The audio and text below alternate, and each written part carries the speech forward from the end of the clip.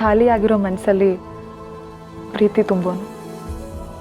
ಭೂಸ್ಪರ್ಶ ಮಾಡಿದರೆ ಕಾಲಿಗೆ ನೋವಾಗುತ್ತೆ ಅಂತ ಹೂವಿನ ಸ್ಪರ್ಶ ಮಾಡಿಸೋನು.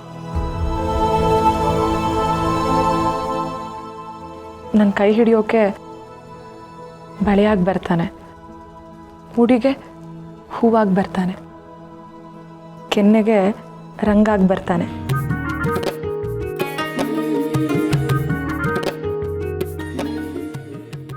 ನನ್ನ ಕೊನೆ ಉಸಿರಿರೋವರೆಗೂ ನನ್ನ ಹೆಸರು ಜೊತೆ ಅವನ ಹೆಸರನ್ನ ಸೇರಿಸಿ ಬದುಕೋ ರಾಮರ ರಾಮ ಪರಶುರಾಮ ನನ್ನ ಗಂಡ.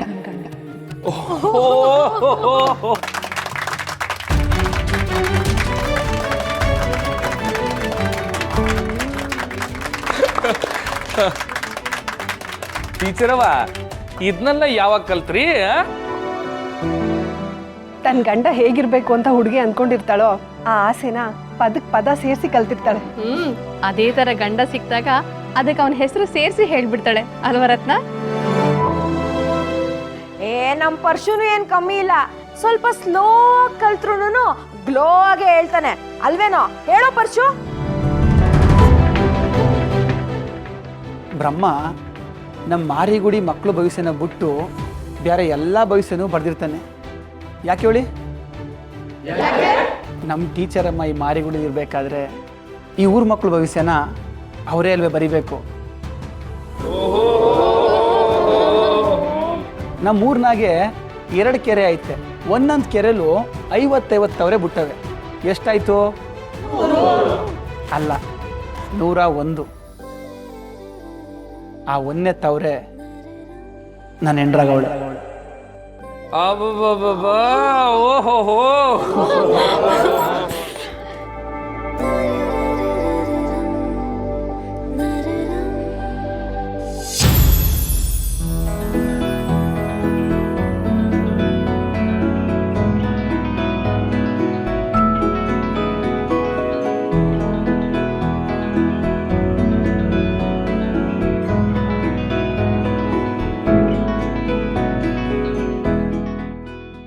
ನನ್ನ ಇನ್ಯಾಕೆ ಯಾರೇ ಗಂಟು ಕಳ್ಳ ಅಂದರೂ ಆರಾಮಾಗಿ ಒಪ್ಕೋತೀನಿ. ಯಾಕಂದರೆ ಮದುವೆ ಅಂದರೆ 3 ಗಂಟು. ಅದರಲ್ಲಿ ಮೊದಲನೇ ಗಂಟು ಅವಳ ಸಂಸಾರಕ್ಕೆ, 2ನೇ ಗಂಟು ಅವಳ ಮನಸ್ಸಿಗೆ, 3ನೇ ಗಂಟು ಅವಳ ಸೌಂದರ್ಯಕ್ಕೆ.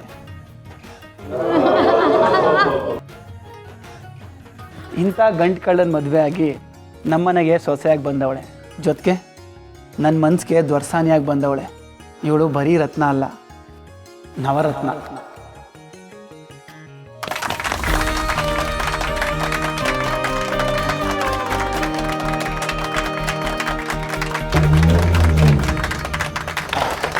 ದೊರೆ ದೋಣ್ಗಳು ಹೆಚ್ಚಾಗಿ ಕೋವಿನೇ ಆಗ್ಬಿಟ್ಟವ್ರೆ ಅಲ್ಲೂರ. ಹ್ಞೂ, ಮತ್ತೆ ಹೆಂಡತಿ ಬಂದಮೇಲೆ ಅವಳ ಮಾತನ್ನ ಕೇಳೋ ಕಿವಿನೂ ಆಗಬೇಕು, ಅವಳು ಆಗಾಗ ಹೋಗ್ಳೋ ಕವಿನೂ ಆಗಬೇಕು.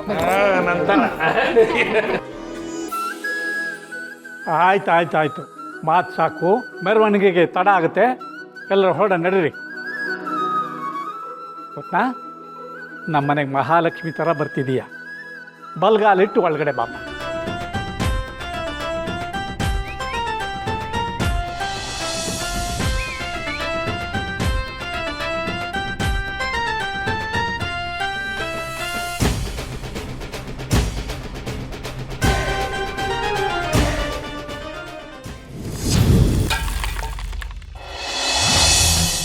ನಮ್ಮ ಮನೆ ದೀಪ ಅಣ್ಣಯ್ಯ, ನಮ್ಮೊಡಲ ಜೀವ ಅಣ್ಣಯ್ಯ.